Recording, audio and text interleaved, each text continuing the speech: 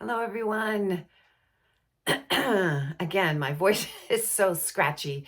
I'm sorry. I sound like a frog. But anyway, it's the new year, and I had a strange and unusual thing happen today that I wanted to share with you.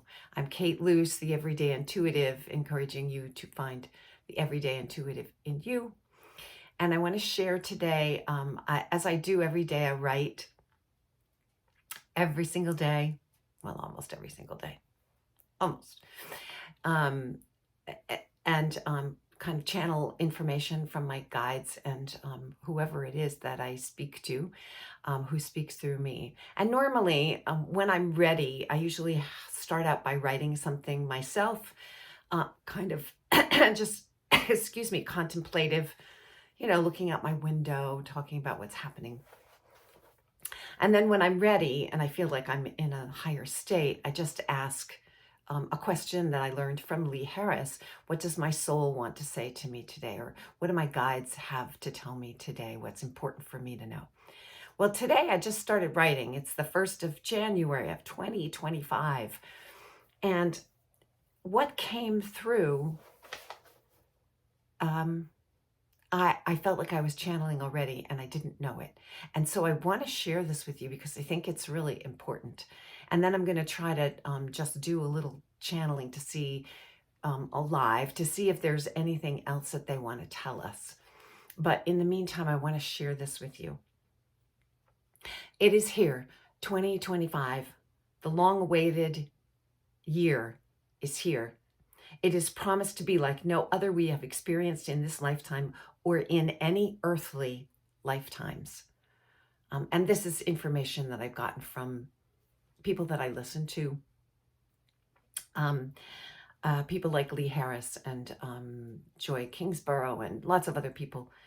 So I guess we will have to live in the moment and allow ourselves to just experience each minute, each hour, each day without trying to predict what will happen. Being human, it will be unlikely that we can accomplish that. However, it's good to keep in mind and a place to return to, not knowing when we try to predict what is coming. What a good lesson for all of us and good incentive to live moment to moment, open to what will unfold without reverting to predictions based on past experiences. What will that be like? See, I'm doing it now in parentheses. I'm trying to predict. If I refrain from predicting and I refrain from expecting what has been my experience in the past, what is left? What is left is true experience, moment to moment, not knowing and being open to what is. How foreign this feels. My ego brain doesn't know where to go with this because there's nothing for it to do. I can feel the bewilderment, the disorientation of its experiences just from the idea of it. So what if we give it something to do? Let's make it a game that has no goal but to have fun. Will that satisfy the ego? Perhaps. Wow, this is mind-bending. What a concept. We can treat it like being in a science fiction story where we land on a planet that we know nothing about. And so, in order to navigate through it, all senses must be open and alert, and we must take things as they come. What a concept. This actually sounds like being born, being a baby here when we first incarnate. How fascinating to think of it that way. No frame of reference, just pure experience of whatever happens to us, around us, within us.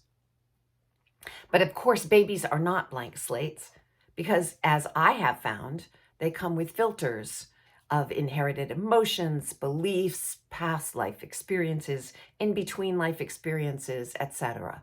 So even babies, newborns, are not devoid of expectations about the world they enter. Neither can we completely throw off our histories, but, underlined, given that this world of 2025 is a paradigm shift, a whole different ballgame, there's the opportunity for us to operate differently in this new space as we have entered it. Just imagine.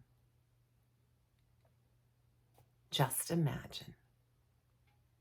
I don't know if that sits with you the way it sat with me, but I was just, I don't know, overwhelmed by this idea of, we always talk about being in the moment. If you've read any of Eckhart Tolle or Deepak Chopra or any of the spiritual teachers, they always say, we have to live in the moment. We have to not bring our past and, past in or our future predictions for what's going on.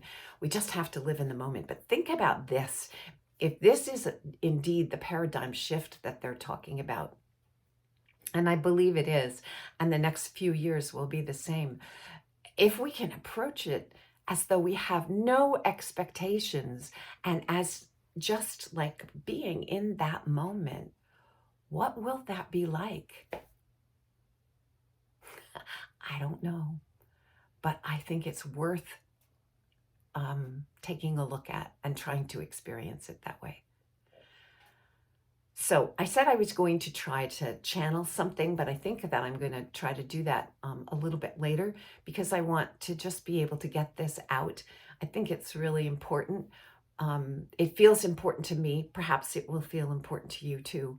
You can leave a comment and let me know if any of this resonates with you or if you think it's just kind of weird. What happened? You woke up on January 1st, 2025 and wrote this stuff down.